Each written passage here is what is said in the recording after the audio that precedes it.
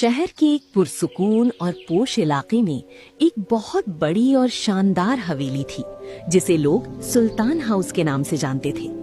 ये हवेली सिर्फ एक घर नहीं बल्कि एक पूरा जहान थी जहां एक बड़ा और अमीर खानदान रहता था। उस घर के सरबराह थे यूसुफ सुल्तान। यूसुफ सुल्तान एक बावकार, समझदार और कामयाब बिजनेसमैन थे।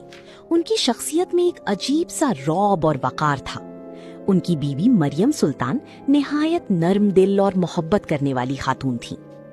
उनके 2 बेटे थे, बड़ा बेटा अरमान सुल्तान और छोटा हमजा सुल्तान। अरमान अपने वालिद की तरह संजीदा और जिम्मेदार था, जबकि हमजा मिजाज में खुश मिजाज, नर्म दिल और कदरे शरारती था। इसी हवेली में यूसुफ के छोटे भाई अदील सुल्तान भी रहते थे। उनकी बीवी माहम सुल्तान बहुत नफीस और मोहब्बत करने वाली औरत थी। उनकी एक ही बेटी थी, सारा। सारा पूरे घर की लाडली थी। इस घर में एक और फर्द भी रहती थी, यूसुफ और अदील की बेवा बहन नादिया सुल्तान। उसके साथ उसकी बेटी मारिया भी रहती थी। नादिया अक्सर अपने हालात का शिकवा करती रहती थी। उसके दिल में एक अजीब सी कड़वाहट थी जो वक्त के साथ बढ़ती जा रही थी। उसकी बेटी मारिया भी आहिस्ता आहिस्ता अपनी माँ जैसी बनती जा रही थी। मारिया बचपन से ही एक ख्वाब देखती आई थी। वो ख्वाब था हमजा से शादी का। हमजा उसका कजिन था, मगर मारिया के दिल में उसके लिए खास जज्बात थे। वो अक्सर आईने के सामने खड़ी होकर सोचती, एक दिन मैं ही इस घर की बहू बनूंगी। मगर हमजा ने कभी उसे इस नजर से नहीं देखा था। वो उसे सिर्फ कजन समझता था। यही बात मारिया के दिल में एक अजीब सी बेचैनी पैदा करती थी। एक दिन सब लोग डाइनिंग टेबल पर बैठे नाश्ता कर रहे थे कि यूसुफ सुल्तान ने सबको अपनी तरफ मुतवज्जा किया। अदील, मैंने एक फैसला लिया है। उम्मीद है तुम्हें कोई इतराज नहीं होगा। जी भाईजान, कहिए भला, मुझे क्यों कोई इतराज होगा। माशाल्लाह से सारा बेटी की स्टडी कंप्लीट हो गई है, तो क्यों ना अरमान और सारा की शादी कर दी जाए। जी भाईजान, क्यों नहीं। यूसुफ साहब ने अरमान और सारा से उनकी मर्जी पूछी। हाँ, तो फिर सारा बेटी और अरमान बेटा, आप दोनों को कोई इतराज? जी बाबा जान, मुझे कोई इतराज नहीं। जी ताया जान, जैसे आपकी मर्जी।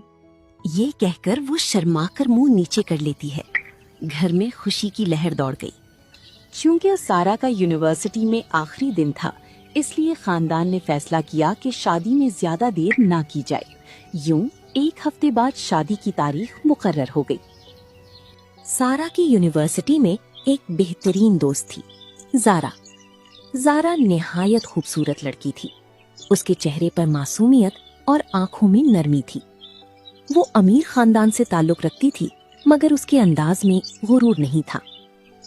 एक दिन यूनिवर्सिटी के लॉन में बैठे हुए सारा ने कहा, ज़ारा, मेरी शादी होने वाली है। क्या वाकई? मैं बहुत खुश हूँ सारा, अल्लाह तुम्हें हमेशा खुश रखे। तुम्हें लाजमी मेरी शादी में आना होगा। मैं नहीं आऊंगी तो और कौन आएगा। सुल्तान हाउस में शादी की तैयारियां अपने जोरों पर थीं। पूरे घर को फूलों और लाइटों से सजाया गया। मेहंदी से एक दिन पहले ज़ारा सुल्तान हाउस पहुंची।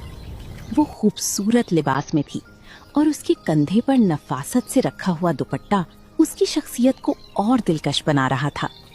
हमजा घर की सजावट में मदद करवा रहा था कि उसकी नजर ज़ारा पर पड़ी कि तभी अचानक चलते चलते ज़ारा का पांव फिसला और वो गिरने ही वाली थी कि किसी ने उसे मजबूती से थाम लिया। वो हमजा था। चंद लम्हों के लिए दोनों एक दूसरे को देखते रह गए। हमजा के दिल में एक अजीब सा एहसास पैदा हुआ, जैसे उसने अपनी जिंदगी का सबसे खूबसूरत लम्हा देख लिया हो। मगर ये मंजर एक और शख्स ने भी देखा था, मारिया। उसकी आंखों में हसद की चिंगारी भड़क उठी। घर के लाउंज में सारा अपनी अम्मी के पास बैठी बातें कर रही होती है।